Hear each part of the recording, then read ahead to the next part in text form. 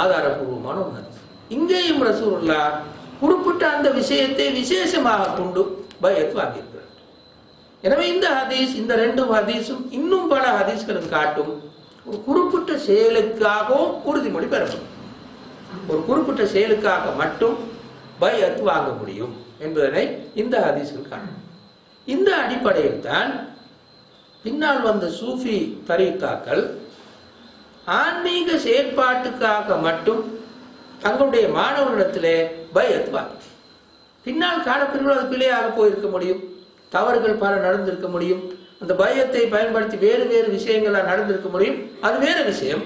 ஆனால் இங்க சொல்லப்படுற அந்த கருத்து, அதாவது ஆன்மீக ரீதியாக நான் பக்குவப்படுவதற்காக உங்களுடைய மாணவனாக இருந்து நீங்கள் சொல்வதை கேட்டு நான் நடக்கின்றேன் என்று கொடுக்கின்ற இந்த பைஅத், இந்த பின்னணியை கொண்டு ரசூலுல்லாஹ் குறிப்பிட்ட சில செயல்களுக்காக பைஅத் வாங்கியிருக்கிறார். எனவே பின்னாலும் அதனை பின்பற்றி பின்னாலும் அந்த பைஅத்தை பின்பற்றி பைஅத் வாங்க முடியும் என்ற உண்மையைத்தான் இந்த ஹதீஸ் எங்களுக்கு காட்டுகிறது. எனவே அந்த அடிப்படையில் தான் இந்த பின்னால் வந்த தரீக்காக்கள், ஆன்மீக ரீதியாக மக்களை பயிற்றுவித்தவர்கள் பைஅத் வாங்கினார். இரண்டாவது, நவீன கால பிரிவில் இஸ்லாமிய இயக்கங்களில் காணப்படுகின்ற பைஅத். இது எந்த கருத்தை கொடுக்கின்றது என்று நாங்கள் பார்த்தால், நவீன கால பிரிவில் இஸ்லாமிய இயக்கங்கள், குறிப்பாக இந்த பெரும்பான்மை முஸ்லீம்கள் நாடுகளில் வாழக்கூடிய இஸ்லாமிய இயக்கங்களை பொறுத்தவரையில் அவர்களுக்கு ஒரு பெரியோர் பணி இருக்கிறது. இஸ்லாமிய இயக்கங்களுக்கு மட்டுமல்ல, பொதுவாக அந்த நாட்டு முஸ்லீம்களுக்கு, அது அரபு நாடுகளாக இருக்கலாம், அரபு நாடுகளுக்கு வெளியே இருக்கிற அஜமி நாடுகளாக இருக்கலாம், மலேசியா, இந்தோனேசியா, துருக்கி போன்ற அஜமி நாடுகளாக இருக்கலாம். பெரும்பான்மையாக வாழக்கூடிய முஸ்லீம்களுக்கு இருக்கின்ற ஒரு மிக முக்கியமான கடமை, ஒரு முழுமையான இஸ்லாமிய அரசாங்கத்தை, முழுமையான ஒரு இஸ்லாமிய சமூக அமைப்பை தோற்றுவிப்பது அவர்களுக்கு இருக்கின்ற ஒரு பெரிய பொறுப்பாகவும் கடமையாகவும் அமைகிறது. அதனை நாங்கள் ஏற்கனவே சொன்னோம். எனவே அந்த அடிப்படையில் அப்படியான ஒரு சமூக அமைப்பை தோற்றுவிப்பதற்கு, அப்படியான ஒரு அரசை தோற்றுவிப்பதற்கு உழைப்பதும் பாடுபடுவதும் அவருடைய முதல் முக்கியமான அல்லது அடிப்படையான ஒரு கடமை. இந்த கடமையை எப்படி நிறைவேற்றுவது? இந்த கடமையை நிறைவேற்றுவதற்காகத்தான் அவர்கள் பைஅத் கேட்கிறார். எப்படி? நாங்கள் இப்படி ஒரு இஸ்லாமிய அரசாங்கத்தை உருவாக்குவதற்கு, ஒரு இஸ்லாமிய சமூகத்தை உருவாக்குவதற்கு நாங்கள் பாடுபடுகிறோம். யார் யார் இந்த பணியில் சேர்ந்து கொள்ள விரும்புகிறீர்கள் என்று அவர்கள் மக்களிடத்திலே பொதுவாக இந்த அழைப்பை விடுப்பார்கள். யார் யார் சேர விரும்புகிறார்களோ அவரிடத்தில் இந்த உறுதிமொழியை வாங்குவார்கள். என்ன உறுதிமொழி? நான் ஆட்சியாளன், நீ எனக்கு கட்டுப்பட்டுவன் என்ற உறுதிமொழியாக. அப்படி ஒரு ஆட்சியை உருவாக்குவதற்கு நான் பாடுபடுகிறேன் என்ற உறுதிமொழி.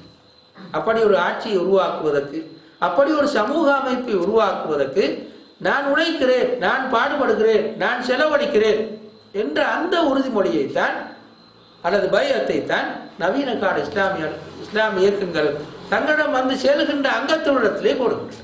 இது எப்படி? ரசூலுல்லாஹி ஸல்லல்லாஹு அலைஹி வஸல்லம் அவர்கள் ஆட்சியாளராக மாறுவதற்கு முன்னால் பைஅத்துல் அக்பத்தி சானியா, 2வது உடன்படிக்கையின் போது அன்சாரிகளிடத்திலே இதே வகையான பைஅத்தை பெற்றார். எப்போ? நாங்கள் உங்களுடைய மார்க்கத்துக்காக செலவழிப்போம், எங்களுடைய நாட்டுக்கு மதீனாவுக்கு நீங்கள் வந்தால் எப்படி எங்களுடைய பிள்ளைகளை, மனைவிமாரை நாங்கள் காப்பாற்றுவதற்கு போராடுகின்றோமோ அதே போன்று உங்களையும் உங்களுடைய மார்க்கத்தையும் காப்பாற்றுவதற்கு நாங்கள் போராடுவோம் என்று பைஅத் செய்யுமாறு ரசூலுல்லாஹ் கூறினார். அன்சாரிகளும் அவ்வாறு பைஅத் செய்தார். அதே போன்றுதான் இன்றும் ஒரு இஸ்லாமிய அரசாங்கத்தை கொண்டு வருவதாக இருந்தால் அது ஒரு நீண்ட தூர போராட்டம், நீண்ட ஒரு போராட்டத்தின் பிறகுதான் அது சாத்தியமாக்குமாறு. அப்படி போராடுகின்ற போது சிறைக்கு போக வேண்டியவர், தூக்குல போக வேண்டியவர், நாடு கடத்தப்பட வேண்டியவர், நிறைய செலவழிக்க வேண்டியவர், நிறைய துன்பங்கள் அனுபவிக்க வேண்டியவர். இப்ப இந்த இஸ்லாமிய இயக்கங்கள் கேட்கும், இதற்கெல்லாம் நீங்க ரெடியா? அதற்காக உழைக்க வர விருப்பமா உங்களுக்கு? அது ஒரு உண்மையான கடமை, ஒரு பெரிய ஒரு கடமை. ஆனா நீங்க எவ்வளவு தூரம் அதுக்கு தயார்? அவர் தயார்னு சொன்னா சரி, அப்ப அந்த கருத்தை சொல்லி நீங்க பைஅத் உறுதிமொழி தான். அதைத்தான் நாங்க சொல்லுவோம் நவீன கால இஸ்லாமிய இயக்கங்கள் கேட்கின்ற பைஅத் என்று சொல்லுவோம். எனவே இந்த 2 பைஅத்தும், மேல சொன்ன 2 பைஅத்தும் பைஅத்துன் அலல் அமல், குறிப்பிட்ட செயலுக்கான பைஅத். ஆளுக்கான இந்த குறிப்பிட்ட ஆள் முக்கியம் இல்லை. தலைவர், இந்த சூஃபி தரீக்கான ஷேக் அல்லது அவர், இந்த ஆட்கள் முக்கியம் அல்ல. எது முக்கியம்? குறிப்பிட்ட செயல் தான் முக்கியம். குறிப்பிட்ட அந்த இஸ்லாமிய இயக்கத்தில் கொஞ்ச நாளின் பிறகு இருக்கலாம், விலகலாம், அல்லது என்னவும் செய்யலாம். ஆனால் இந்த பைஅத்தின் கருத்து போகாது. அந்த இஸ்லாமிய இயக்கத்தை விட்டு அவர் நீங்கினாலும் ஏதோ சில காரணங்களினால் அந்த குறிப்பிட்ட செயல் அவரிடத்தில் கண்டிப்பாக இருக்க வேண்டும். ஏனென்றால் அந்த குறிப்பிட்ட நபர் அல்ல அவருக்கு முக்கியம். எது முக்கியம்? அந்த குறிப்பிட்ட செயல். ஏன் நீங்கள் பைஅத் செய்தீர்கள்? இந்த செயலுக்காக. அதாவது ஒரு இஸ்லாமிய அரசாங்கத்தை, ஒரு இஸ்லாமிய சமூக அமைப்பை உருவாக்குவதற்கு நான் இந்நாள் இயன்ற அளவு செலவழித்தும் பாடுபட்டும் போராடுகிறேன் என்று உங்களுக்கு உறுதிமொழி தருகிறேன். உங்களுடைய தலைமையை இப்போது நான் ஏற்றுக்கொள்கிறேன் என்று அவர் உறுதிமொழி கொடுக்கிறார். பின்னால் காலப்பிரிவில் அந்த தலைமை பொருத்தவில்லை என்று அவர் கண்டால் அதை விட்டு நீங்கலாம், அந்த இஸ்லாமிய இயக்கத்தை விட்டு நீங்கலாம். ஆனால் இதை வாபஸ் வாங்கலுமா? சேல வாபஸ் வாங்க கண்டிப்பா அவர் அதுக்காக உழைத்தும் பாடுபட்டும் உழைக்க வேண்டும் என்ற கருத்தை தான் இந்த பைஅத் எடுத்தார். எனவே இந்த ரெண்டு வகையான பைஅத்தும் அலல் அமல். ஆனால் நாங்கள் சொன்ன முதல் வகையான பைஅத், ஒரு அரசுக்கு செய்கின்ற பைஅத் அப்படியானது. அது ஆணுக்கே செய்கிற பைஅத். இந்த குறிப்பிட்ட நபரை நான் ஹலீஃபாவாக ஏற்றுக்கொள்கிறேன் என்று செய்கின்ற பைஅத். செயலுக்கு ஆணுக்கு செய்கின்ற பைஅத். இந்த ரெண்டு பைஅத்தும் ஆள் முக்கியமில்லை, செயலுக்கான பைஅத். எனவே இதுதான் இரண்டாவது வகையான பைஅத்தாக அமைகிறது. இங்கு நாங்கள் இந்த கடைசியாக சொன்ன இந்த இரு வகையான பைஅத்துகளும் நாங்கள் கீழே சொல்ல போகின்ற அடிப்படை விஷயங்களை பேண வேண்டும். அப்பதான் நாங்கள் அதை உண்மையான பைஅத்துன்னு சொல்ல முடியும். உண்மையில் இந்த ரெண்டு பைஅத்தும் இஸ்லாமிய கருத்துக்கு முரண்பாடானது, ஏற்றுக்கொள்ளத்தக்கது. ஆனாலும் அவை நாங்கள் சொல்லக்கூடிய கீழ்வரும் அடிப்படைகளை பேணினால் மட்டும்தான் எங்களால் அதனை ஏற்றுக்கொள்ள முடியும். முதலாவது, எந்த பைஅத்தும் ரசூலுல்லாஹ்வுடைய செய்த பைஅத்துடைய தரத்தை பெற முடியாது. கட்டுப்படுதல் என்ற பகுதியில் ரசூலுல்லாஹ்வுக்கு செய்த பைஅத்துடைய தரத்தை எந்த பைஅத்தும் பெற மாட்டாது. அப்படின்னா என்ன பொருள்? ஒரு தரீகாவுடைய ஷேஃபுக்கு பைஅத் செய்யும், அல்லது ஒரு ஆன்மீக ரீதியாக வழிகாட்டுகிற ஒரு நபருக்கு பைஅத் செய்யும். அப்ப எப்படி பைஅத் செய்வோம்? கண்மூடி கொண்டு பைஅத் செய்வது. ரசூலுல்லாஹ்வுக்கு மட்டும்தான் கண்மூடி கொண்டு பைஅத் செய்யும். ரசூலுல்லாஹ் எங்க கூட்டிட்டு போனாலும் நான் வர ரெடின்னு சொல்லுவேன். ஆனால் தரீகாவுடைய ஷேஃபுக்கு அப்படி பைஅத் செய்யறது இல்லை. அவருடைய வழிகாட்டலை அப்படி முழுமையாக ஏற்றுக்கொள்வது, அது குர்ஆனுக்கும் ஹதீஸுக்கும் உடன்படுகின்ற வரையில் மட்டும்தான் நான் ஏற்றுக்கொள்வேன் என்று அந்த ஷரத்து கண்டிப்பாக இருக்க வேண்டும். அதே மாதிரி ரசூலுல்லாஹ்வுக்கு கட்டுப்படுவது ஒரு ஆன்மீக ரீதியான செயற்பாடு, ஒரு நபிக்கு கட்டுப்படும். ஆனா ஒரு ஷேஃபுக்கு கட்டுப்படுவது அந்த தரத்துக்கு ஒரு நாளும் வரமாட்டாங்க. சாதாரண மனிதனுக்கு கட்டுப்படுவது மட்டும்தான், ஒரு சாதாரண மனிதனுக்கு கட்டுப்படுவது மட்டும்தான். எனவே தான் பின்னான காலப்பிரிவில் வந்த இந்த வகையான சொற்பிரயோகம், அதாவது மல்லைஸ லஹு ஷைஹுன் ஃபஷைஹுஹு ஷைத்தான், யாருக்கு ஷேக் இல்லையோ அவனுடைய ஷேக் ஷைத்தான். யாருக்கு ஷேக் இல்லையோ, ஆன்மீக ரீதியான வழிகாட்டு இல்லையோ, அவனுடைய ஷேக் ஷைத்தானாகத்தான் இருப்பான் என்று உஸ்மானியுடைய காலப்பிரிவில் பிற்கால பிரிவுகளை சொன்னார். தரீகால அப்படி ஒரு பிரயோகத்தை பாவித்தார். அது ஒரு மிகப்பெரியான பிரயோகம். கண்டிப்பாக எல்லா மனிதர்களும் தரீகாவில் போய்த்தான் ஆன்மீக ரீதியான ஒரு நபரை வைத்துக் கொண்டுதான் பயிற்சி பெற வேண்டும் என்ற நிலை எல்லா நபருக்கும் பொருத்தமானது. சிலருக்கு அது தேவையா இருக்கிறான், சிலருக்கு தேவையில்லாமல். அப்படி ஒரு ஷேக் இல்லாமல் இருந்தால் அவன் வழிகட்டு போவான் என்பதற்கான எந்த விதமான ஆதாரமும் கிடையாது. எனவே அந்த வகையில அந்த சொற்பிரயோகம் மிகவும் தவறானது. அதே போன்று ஒரு முரீத் ஷேகுக்கு முன்னால், ஒரு மையத்து அதை கழுவுவனுக்கு முன்னால், குளிப்பாட்டுவதற்கு முன்னால் எப்படி இருப்பானோ அப்படித்தான் இருப்பான் என்று பின்னால் ஒரு கருத்து பாருங்க. ஒரு ஷேகுக்கு முன்னால முரீத் எப்படி இருப்பார் என்றால், மையத்தொண்டு குளிப்பாட்டுவனுக்கு முன்னால் எப்படி இருக்குமாறு பாரு. மையத்துக்கு ஒன்றுமே தெரியாது, எங்கெங்க பரட்டினாலும் அது போகும், எப்படி கழுவினாலும் சும்மா இருக்கும். அதே மாதிரித்தான் ஒரு முரீதும் ஷேகுக்கு முன்னால் என்று சொன்னார். அதுவும் மிக மிக தவறான கருத்து. ஷேக் தவறு விடலாம், பிழையும் விடலாம், கருத்து தவறு விடலாம், நடத்தை ரீதியான தவறு வரலாம், நிறைய பிழைகள் வரலாம். ஏனென்றால் ஷேக்கும் சாதாரணமான ஒரு மனிதன். எனவே இந்த தரத்துக்கு ஷேகை உயர்த்தினால் அந்த பைஅத்தும் தவறானது, அந்த குறிப்பிட்ட முரீதும் தவறு, ஷேக்கும் தவறானவராக தான். அதே போன்று ஷேகுக்கும் முரீதுக்கும் இடையில் இருக்கின்ற இந்த உறவும் சாதாரணமான ஒரு உறவு மட்டும்தான். ஷேக்கினால் விசேஷமாக இந்த முரீதுக்கு எதுவும் செய்ய முடியாது. மகசர் வழியில் வைத்து காப்பாற்றவும் முடியாது, கூட்டிக் கொண்டு போகவும் முடியாது, கபருக்கு வரவும் முடியாது, சொர்க்கத்துக்கு கூட்டிட்டு போக முடியாது, எதுவுமே அவரால் செய்ய முடியாது. அவர் வெறுமனே உலகத்தில் ஆன்மீக ரீதியாக வழிகாட்டி இருப்பார். அந்த வழிகாட்டலை பெற்ற இந்த முரீது எவ்வளவு தூரம் நல்லா நடந்து கொண்டாரோ அவ்வளவுதான் இவருக்கு கிடைக்கும். அது தவிர விசேஷமாக ஷேக் அவருக்கு எதனையும் செய்ய முடியாது. அந்த வகையில் முழுக்க முழுக்க இந்த வித்தியாசப்படும் ரசூலுல்லாவை விட்டு இந்த பயம். இதே போலதான் இயக்கம். இயக்கத்துடைய தலைமையும் தவறுபடும், பிழைகள் விடும், முடிவுகள் தவறாக போகும், தகுதி இல்லாதவராக மாறுவார், இப்படி எல்லாம் நடக்கும். எனவே அந்த இயக்கத்துடைய தலைமையையும் கண்மூடி பின்பற்றுவதல்ல.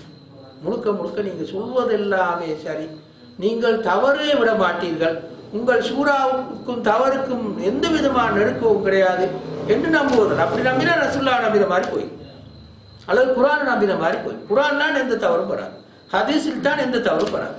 மற்ற எல்லோரும் அது எவ்வளவு பெரிய இயக்கமாக இருந்தாலும் தவறுகளும் பிழைகளும் வந்தே ஆகும்.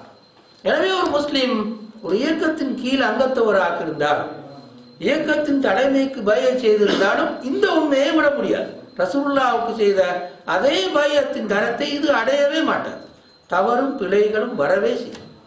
எனவே பின்னால் இருக்கின்ற ஒரு அங்கத்தவன், இயக்கத்தின் பின்னால் இருக்கின்ற ஒரு அங்கத்தவன் தலைமையை விசாரிப்பதற்கு உரிமை பெறுகிறான், பிழை என்று சொல்வதற்கு உரிமை பெறுகிறான், அந்த இயக்கத்திலிருந்து வெளியேறுவதற்கு உரிமை பெறுகிறான். இவை அனைத்தையுமே ஒரு தனிநபர் பெற முடியும். எனவே அந்த வகையில் இந்த ரெண்டு பைஅத்தும் ரசூலுல்லாஹ்வுக்கு செய்த பைஅத்துடைய தரத்துக்கு ஒருபோதும் வரப்பட்டது. இரண்டாவது அரசுக்காக பைஅத் செய்து என்ற அந்தஸ்தையும் அடையப்பட்டது. இந்த ரெண்டு பைஅத் ரசூலுல்லாஹ்வுக்கு செய்த பைஅத்தின் தரத்தை எந்த வகையிலுமே அடையாது. ரெண்டு பைஅத் அது மட்டுமல்ல, அரசுக்கு செய்கிற பைஅத், இரண்டாவது வகை சொன்னோம், அரசுக்கு செய்கிற பைஅத், அந்த பைஅத்துடைய தரத்துக்கும் இது வரமாட்டாது. எந்த வகையில் என்றால் பைஅத்தை முறித்தல் என்ற வகை. பைஅத்தை முடிக்கலுமா? அரசாங்கத்துக்கு செய்த பைஅத்தை, ஒரு அரசு தலைமைக்கு செய்த பைஅத்தை மிகவும் விதிவிலக்கான சந்தர்ப்பங்களில் மட்டும்தான் முடிக்க முடியும். கண்டிப்பாக அந்த அரசுக்கு கட்டுப்பட்டு வாழ்ந்தே ஆக வேண்டும். ரசூலுல்லாஹி ஸல்லல்லாஹு அலைஹி வஸல்லம் அவர்கள் இதனை மிகவும் வலியுறுத்தி சொல்லியிருக்கிறார். எப்போது ஒரு அரசுக்கு எதிராக ஆயுதம் எடுத்து போராட வேண்டும் என்று கேட்டபோது ரசூலுல்லாஹ் மிக விதிவிலக்கான சந்தர்ப்பங்களைத்தான் அதுக்கு சொல்லியிருக்கிறார். ஆட்சியை விமர்சிக்கலாம், பிழையை திருத்தலாம், எழுதலாம், ஆர்ப்பாட்டம் போகலாம், இதெல்லாம் செய்யலாம். ஆனால் ஆயுதம் தூக்கி போராட முடியாது, மிகவும் விதிவிலக்கான சந்தர்ப்பங்கள் தரும். எனவே அந்த வகையில் அரசோடு, இஸ்லாமிய அரசோடு அந்த அரசுக்கு செய்த பைஅத்தை முடித்து கொண்டு வெளியே வருவதற்கு இஸ்லாம் மிகவும் விதிவிலக்கான சந்தர்ப்பங்களைத்தான் சொல்லியிருக்கு. அதை நாங்கள் இங்கே பார்க்கறது இல்லை, பார்ப்பதற்கான டைம் எங்களுக்கு போதாது. எனவே சுருக்கமாக சொன்னால் அதனை முடிப்பதற்கான சந்தர்ப்பங்கள் மிக விதிவிலக்கான சந்தர்ப்பங்கள் தான் காணப்படுகிறது. ஆனால் இஸ்லாமிய இயக்கத்துக்கு செய்கிற பைஅத் அல்லது ஒரு தரீக்கால போய் ஷேகுக்கு செய்கிற பைஅத் அதனை எப்படியும் முடிக்க முடியும். சாதாரணமான நியாயமான காரணங்கள் இருந்தாலே அதனை முடிக்க முடியும்.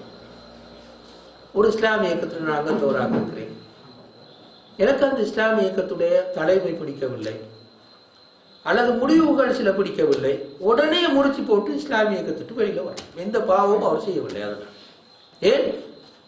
அது ஒரு சாதாரண பயம். ஒரு இஸ்லாமிய சமூகத்தை, ஒரு அரசை உருவாக்குவதற்கான பயம். அதோடு நானும் ஒரு இஸ்லாமிய சமூகத்தை, இருக்கின்ற இஸ்லாமிய சமூகத்தை கட்டி காப்பதற்கான பைஅத். எனவே அந்த பைஅத் உடைய தலைவர், அந்த இயக்கத்துடைய தலைவர் சமூகத்தின் தலைவர் அல்ல, அது ஒரு குறிப்பிட்ட குரூப் உடைய தலைவர். அதாவது அந்த தரீக்கா குறிப்பிட்ட ஒரு சின்ன குரூப் உடைய தலைவர். எனவே அதனை நியாயமான காரணங்களுக்காக முடித்து கொண்டு வரலாம். வெளியில் வரலாம், இன்னொரு இயக்கத்தை செய்யலாம், அல்லது தனிநபராக இருந்து இஸ்லாத்துக்காக உழைக்கலாம், பாடுபடலாம், எல்லாம் செய்யும். எனவே இந்த வகையில் ஆனால் ஒரு இஸ்லாமிய இயக்கம், ஒரு இஸ்லாமிய சமூகம் அதற்கு செய்த பைஅத்தை எந்த வகையிலும், சில விதிவிலக்கான சந்தர்ப்பங்கள் தவிர எந்த வகையிலும் அந்த பைஅத்தை, அந்த தலைமையை விட்டு முடிக்க முடியும். ஏற்கனவே நாங்கள் பார்த்த ஹதீஸ், மன் ஃபாரக்கல் ஜமா முறித்து கொண்டு சமூகத்தை விட்டு வெளியில் வந்தால் பாரிய குற்றமாகும். ஆனால் இஸ்லாமிய இயக்கத்துடைய தலைமையை முறித்து கொண்டு வெளியில் வந்தால் சமூகத்தை விட்டு அவர் வெளியில போனார். அந்த இயக்கத்தை விட்டு தான் வெளியில வந்திருக்கிறார். எனவே அந்த வகையில் ஒரு இஸ்லாமிய இயக்கத்துக்கு செய்த பயத்தை நியாயமான காரணங்களுக்காக ஒருவர் முறிக்க முடியும். முறித்து அவர்கள் விரும்பிய வகையில் இஸ்லாத்துக்காக உழைக்கவும் பாடுபடவும் முடியும். எனவேதான் இஸ்லாம் உலகத்தின் பல இஸ்லாமிய அறிஞர்கள் ஏற்கனவே இருந்த இஸ்லாமிய இயக்கங்களை விட்டு வெளியில் வந்த கதை மிகவும் இருக்கிறது. நிறைய பேரை நாங்கள் பார்க்கிறோம். அது மிகவும் சாதாரணமாகவே நாங்கள் அதனை அவதானிக்க முடியும். எனவே அந்த வகையில் இஸ்லாமிய இயக்கமும் சரி, தரீக்காவும் சரி, அந்த இயக்கங்கள் செய்கின்ற பையத் சாதாரண பெருமானத்தை கொண்டு பெரிய பெருமானம் எதனையும் அதற்கு நாங்கள் கொடுக்க முடியாது என்ற உண்மையைத்தான் நாங்கள் இங்கே இரண்டாவதாக பார்க்கிறோம். அடுத்ததாக இந்த பயத்துகளுக்கு, இந்த ரெண்டு பயத்துகளுக்கு, அதாவது தரீக்காவுக்கோ அல்லது இயக்கங்களுக்கோ செய்கின்ற பயத்துக்கு ஆன்மீக பெருமானம் ஒன்றை கொடுக்க போகக்கூடாது. ஏற்கனவே சொன்னது ரசூலுல்லாஹி ஸல்லல்லாஹு அலைஹி வஸல்லம் செய்கிற பயம் அதை முடிச்சால் சிலர் குஃபுர் ஆக்குவார். ரசூலுல்லாஹ்வுடைய தலைமை அப்படியான ஒரு தலைமை. அதே மாதிரி ரசூலுல்லாஹ்வுடைய தலைமை ஒரு ஆன்மீக ரீதியாகவும் மிக உயர்ந்த ஒரு நிலை. எனவே அந்த பயத்தைக்கு, அந்த கட்டுப்பாடலுக்கு ஒரு ஆன்மீக பெருமானமும் இருக்கு. அதே போன்று ஒரு அரசுக்கு நாங்கள் பய செய்யும் போதும் அதற்கும் ஒரு ஆன்மீக பெருமானம் இருக்கு. அதனால நாங்கள் ஏற்கனவே பார்த்த ஹதீஸ்ல சொன்னோம், யாரு இஸ்லாமிய சமூக அமைப்பை விட்டு வெளியிலே போய் மரணிக்கின்றாரோ அவர் மீத்தத்தின் ஜாகிலியத்தில் மரணிக்கிறார். பெரும்பாவத்தை செஞ்சு கொண்டோ அல்லது குஃபுர்லயோ அவர் மரணிக்கின்றார். ஏற்கனவே ஹதீஸ்ல பார்த்தோம். ஆனால் அந்த பெருமானம் ஒன்றும் இந்த ரெண்டு வகையான அமைப்புக்கும், தரீக்காவுக்கோ அல்லது இஸ்லாமிய இயக்கத்துக்கோ அந்த ஆன்மீக பெருமானம் எதனையும் நாங்கள் பயத்தினூடாக கொடுத்து விடக்கூடாது. இந்த குறிப்பிட்ட இயக்கத்துக்கு பய செய்ததுனால எனக்கு இந்த ஆன்மீக தரம் வந்து விட்டது, அதனை முறித்ததன் காரணமாக இப்படி ஒரு பயங்கர பாவத்தை நான் செய்து விட்டேன் என்று சொல்ல முடியாது. ஆனால் நியாயமில்லாம முறிக்கக்கூடாது, வேறு விஷயம். எந்த ஒப்பந்தத்தை அது இஸ்லாமிய இயக்கத்தை செய்கிற ஒப்பந்தம் மட்டுமல்ல, எந்த சாதாரண ஒப்பந்தத்தை, அது ஒரு வாக்குறுதியை நியாயமான காரணம் இல்லாமல் எப்படியுமே முடிக்க முடியாது. எனவே அந்த வகையிலும் ஒரு இஸ்லாமிய இயக்கத்துக்கு செய்த ஒப்பந்தத்தை நியாயமான காரணம் இல்லாமல் முடிக்கக்கூடாது என்பது உண்மை. ஆனால் அது ஒரு நாடும் ரசூலுல்லாஹ்வுக்கு பய செய்தது மாதிரி அமைய மாட்டாது. ஒரு இஸ்லாமிய அரசுக்கு பய செய்த தரத்தை ஒரு நாடும் அடைய மாட்டாது. இந்த ரெண்டு உண்மையையும் நாங்கள் மிகவும் கவனமாக புரிந்து கொள்வோம். இதனை புரிந்து கொள்ளாத போது தரீக்காவுடைய பயத்துக்கோ இஸ்லாமிய இயக்கத்துடைய பயத்துக்கோ அளவுக்கு மீறிய பெருமானத்தை கொடுப்பது இஸ்லாமிய ரீதியாக ஒரு பிழையான போக்கு, சிந்தனை தவறு என்றுதான் நாங்கள் சொல்றோம். அடுத்தது கடைசியாக சிறுபான்மை சமூகத்தை பொறுத்தவரையில் இந்த கருத்தை எப்படி நாங்கள் இதனை நான் விரிவாக சொல்லவில்லை, ஆரம்பித்து மட்டும் வைக்கிறேன். இன்ஷா அல்லாஹ் போற ஒரு நேரம் நாங்கள் பார்க்கலாம். சிறுபான்மை சமூகத்தை பொறுத்தவரையில் ரெண்டு நிலைமைகளை நாங்கள் காட்டுறோம். ஒன்று, ஒரு அரசு இல்லை. இரண்டாவது, ஒரு இஸ்லாமிய அரசு தோன்றும் என்பதனையும் கிட்டிய எதிர்காலத்தில் நாங்கள் எதிர்பார்க்க முடியாது. ஒரு சின்ன எதிர்காலத்துக்குள்ளால ஒரு இஸ்லாமிய அரசாங்கம் ஒன்று இலங்கையை போன்ற ஒரு சிறுபான்மை நாட்டில் வரும் நாங்கள் எதிர்பார்க்க முடியாது. அல்லாஹ்வுடைய வித்தியாசமான ஏற்பாட்டின் காரணமாக நிகழ்ந்தால்தான். அப்படி இல்லாவிட்டால் சாதாரணமான பௌதீக ரீதியான விதிகளுக்கு உட்பட்ட முறையில், சமூக பௌதீக ரீதியான காரணிகளுக்கு உட்பட்ட முறையில் ஒரு கிட்டிய எதிர்காலத்தில் இங்க ஒரு இஸ்லாமிய அரசாங்கம் வந்துடும் என்று எதிர்பார்க்க முடியாது. இது ஒரு விஷயம். இரண்டாவது விஷயம், அப்படியான ஒரு இஸ்லாமிய அரசாங்கத்தை உருவாக்குவதற்கு போராட்ட ஒழுங்கம் ஒன்றை கொண்டு செல்வதும் இந்த நாட்டில் சாத்தியம். ஒரு இஸ்லாமிய அரசாங்கத்தை கொண்டு வருவதற்கு இந்த நாட்டில் அரசியல் ரீதியாக போராடணுமா? போராட முடியாது. அப்படி ஒரு காட்சியே உருவாக்கினா பார்லிமெண்ட்ல ஒரு 10 பேர் தான் இப்போ, அவன் தான் மிக பெரும்பான்மையாக ரெண்டு காலத்து. எனவே ஒரு ஈஜிப்ட்ல செய்யறது மாதிரி, பாகிஸ்தான்ல செய்யறது போல, யமன்ல செய்யறது போல, ஏனைய பல நாடுகளில் செய்யறது போல பெரிய ஒரு இஸ்லாமிய அரசியல் கட்சி ஒன்று உருவாக்கி இஸ்லாமிய அரசாங்கத்தை கொண்டு வருவதே இலக்காக கொண்டு இந்த அரசியல் கட்சி இந்த நாட்டுக்கு கொண்டு போகுது. அல்லது வேறு ஏதோ ஒரு ஒழுங்குல ஒரு இஸ்லாமிய அரசாங்கத்தை உருவாக்குவதற்கான ஒரு வேலை திட்டத்தை இந்த நாட்டில் உருவாக்க போராடுவது என்பது மிகச் சிரமம். ஒரு நீண்ட நெடுங்கால திட்டமாக வேணுமென்றா வைத்துக் கொள்ளும். ஒரு 5 நூற்றாண்டு திட்டமாக அல்லது ஒரு 2-3 நூற்றாண்டு திட்டமாக மட்டும்தான் இதனை வைத்துக் கொள்ள முடியும். இருக்கிற பெரும்பான்மையினர் இஸ்லாத்தை தழுவினால்தான் அந்த அரசாங்கத்தை பற்றி கற்பனை செய்யலாம். சிங்களவர்கள் ஒரு பெரிய ஒரு தொகையினர், தமிழர்கள் ஒரு பெரிய ஒரு தொகையினர் இஸ்லாம் தழுவினால்தான் இந்த நாட்டில் இஸ்லாமிய அரசாங்கத்தை பற்றி நாங்கள் கற்பனை செய்வோம். இல்லாட்டி சாத்தியம். எனவே பெரும்பான்மை முஸ்லீம் அல்லாதவர்களை இஸ்லாத்தின் பால் இணைப்பது எவ்வாறு என்ற ஒரு நீண்ட ஒரு திட்டத்தின் பிறகுதான் நாங்கள் இந்த நாட்டில் ஒரு இஸ்லாமிய அரசாங்கத்தை உருவாக்குவது சாத்தியம். எனவே இது ஒரு 4-5 நூற்றாண்டு செயற்பாடு. விதிவிலக்காக அல்லாஹ் ஏதாவது யோசித்து செய்தால் தவிர, அல்லாவாக ஏதாவது விதிவிலக்காக அற்புதமாக ஏதாவது நிகழ்த்தினால் தவிர, எங்களுடைய சக்திக்கும் எங்களுடைய சிந்தனைக்கும் இந்த நாட்டு சூழலுக்கும் ஏற்ப பார்த்தால் ஒரு மிக நீண்ட கால செயற்பாடு. இந்த 2 பின்னணியை வைத்து பார்க்கும் போது சிறுபான்மை சமூகம் பையத்தை பொறுத்தவரையில் எந்த நிலைப்பாட்டுக்கு வருவது? பையத்தை இல்லாமல் இப்படி சும்மா வாழ்ந்து போறதுவா, அல்லது வேறொரு உணவுக்கு வரலாமா? அகில இலங்கை ஜமியத்துலமான்னு சொல்வதுவா, ஊரில் இருக்கிற ஜமியத்துலமான்னு சொல்வதுவா, கிராம ரீதியாக அப்படியான தலைமைகளை உருவாக்குவது சொல்வதுவா, அல்லது வேற என்ன உணவுக்கு வரலாம் என்று சிந்திப்பதுதான் இந்த நாட்டு சிறுபான்மையினரை பொறுத்தவரையில் அவர்கள் செய்யக்கூடிய.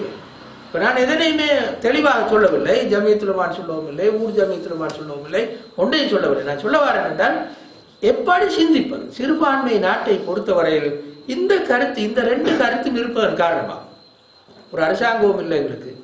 கிட்டின எதிர்காலத்தில் ஒரு அரசாங்கம் வரும் எதிர்பார்க்க முடியாது. அப்படி ஒரு பெரிய ஒரு அரசியல் போராட்டத்தையோ ஆயுத போராட்டத்தையோ வேறு வகையான போராட்டத்தையோ போகக்கூடிய தகுதி, வசதி, பலம் ஒன்றுமே எங்களுக்கு கிடையாது. இந்த நிலையில் முஸ்லிம் சமூகம் சிதறுண்டு வாழாமல், சிதறுண்டு தனிநபர்களாக அல்லது குடும்பமாக பிரிந்து சிதறி வாழாமல் ஒரு தலைமைத்துவத்தின் கீழ் இந்த பையத் சொல்கின்ற கருத்தின் அடிப்படையில் வாழுகின்ற ஒழுங்கு என்னது என்று சிறுபான்மை சமூகம் விசேஷமாக சிந்திக்க வேண்டும். அது ஒரு நாளும் இந்த சிந்தனையாக அமைய முடியாது. எப்படி? நான் இந்த குறிப்பிட்ட இயக்கத்துக்கு பையத் செய்திருக்கிறேன், அப்ப போதும். இன்னொருவர் நான் இந்த குறிப்பிட்ட இயக்கத்துக்கு பையத் செய்திருக்கிறேன், அப்ப நான் எனக்கு போதும் என்று சிந்திக்க முடியாது. ஏனென்றால் அது முஸ்லிம் சமூகத்தில் மிக சிறுபான்மை ஜமாத்து. உதாரணமாக இலங்கை முஸ்லிம் சமூகத்தில் 10 லட்சம் பேர் இருக்கிறாங்க உதாரணத்துக்கு வச்சுக்கொண்டால், எல்லா ஜமாத்து அங்கத்தவர்களை முண்டு சேர்த்தாலும் 1 லட்சம் வருமானது சந்தேகம். எனவே ஒரு நாளும் அதனை கண்டு திருப்தி பெறுவது சாத்தியமானது. அதே மாதிரி அந்த இஸ்லாமிய இயக்கங்கள் கிட்டின எதிர்காலத்தில் ஒரு இஸ்லாமிய அரசாங்கத்தை கொண்டு வரும் என்றால் அப்ப பிரச்சனை இல்லாமல் அதோட கீழ்ந்துருக்கு வந்துருந்தானே. பிரச்சனை துருக்கியில் இருக்கிற ஒரு முஸ்லீம் மாதிரி, ஈஜிப்டில் இருக்கிற ஒரு முஸ்லீம் மாதிரி, வேறு நாடுகள் இருக்கிற ஒரு முஸ்லீம் மாதிரி அப்படி நம்பி தீர்ந்துருக்கு. இப்போ நீங்கள் கேள்விப்பட்டிருப்பீங்க, டியூனிசியால ஒரு பெண்ணாம்பேர் ஆர்ப்பாட்டமும் வைத்து மக்கள் இவ்வளவு காலம் பொறுத்து பார்த்து ஜெயினுல் ஆபுதீன் இப்னு அலி செஞ்ச அட்டுமுடியங்கள் சகிக்கலாம், கடைசியில் ரோட்டுக்கு இறங்கினாங்க. கடைசியில் ஜனாதிபதி சவுதிக்கு ஓட வேண்டி வருது. எனவே அங்க இஸ்லாமிய ரீதியான ஒரு மாற்றம் வரலாம் என்பதை இப்போ எதிர்பார்க்கப்படும். நேற்று போனாத்து ஈஜிப்டில் தொடங்கிடும் அதே வகையான போராட்டம் ஆர்ப்பாட்டம் ஈஜிப்டில் தொடங்கினா அந்த அரசாங்கம் வெளியில ஓடுறதுக்கு சந்தர்ப்பம் இருக்குது. இப்படி இஸ்லாமிய உலகம் முழுக்க இந்த ஆர்ப்பாட்டங்கள் வந்து அல்லாஹ்வுடைய அருளால இன்னும் ஒரு 5 வருஷம் போகலாம். அதுக்குள்ளான இந்த நாடுகள் எல்லாம் இஸ்லாமிய அரசாங்கம் வருவதற்கான சான்ஸ் சந்தர்ப்பம் மிக கூடுதலாக இருக்கு. ஏன்னா அது மிக பெரும்பான்மை முஸ்லீம்கள், 98% முஸ்லீம்கள் டியூனிசியா, கொஞ்சம் யூதர்களும் கொஞ்சம் கிறிஸ்தவர்கள் தான் இருக்கிறார்கள். எனவே அங்கு இந்த போராட்டம் மிக இயல்பானது. துருக்கி நான் உங்களுக்கு சொல்ல தேவையில்ல, ஒரு இஸ்லாமிய ரீதியான பின்னணியில் மிச்சம் தூரம் போய்கொண்டிருக்கு. அங்க இருக்கிற முஸ்லீம்கள் ஒரு இஸ்லாமிய இயக்கத்துக்குள்ளால் இருந்துட்டு இன்னும் கொஞ்ச நாள்ல வந்துடலாம் எதிர்பார்த்து அதற்காக இஸ்லாமிய இயக்கத்தில் இருக்கிறாங்க. இங்க இருக்கிற முஸ்லீம்கள் அப்படி இருக்க முடியாது. ஒரு நீண்ட நெடுங்கால 4-5 நூற்றாண்டு பயணம் இந்த நாட்டு பொறுத்தவரையில் இருக்கிற ஒரு இஸ்லாமிய அரசாங்கத்தை காண வேண்டும் பார்க்கணும். எனவே இந்த நாட்டில் அதற்கு முன்னால் ஏதோ ஒரு சமூக ஒழுங்கு, தலைமைத்துவ ஒழுங்கோடு உருவாக்குவது அவசியம். அது என்ன என்பது நாங்கள் வேறையாக பார்க்க வேண்டிய ஒரு விஷயம். அந்த வகையில இந்த நாட்டை பொறுத்தவரையில் பைஅத் என்பது ஒரு வித்தியாசமான வடிவத்தை எடுக்க வேண்டும் என்று மட்டும் நாங்கள் சொல்றோம். இதோடு நாங்கள் முடித்துக் கொள்வோம்.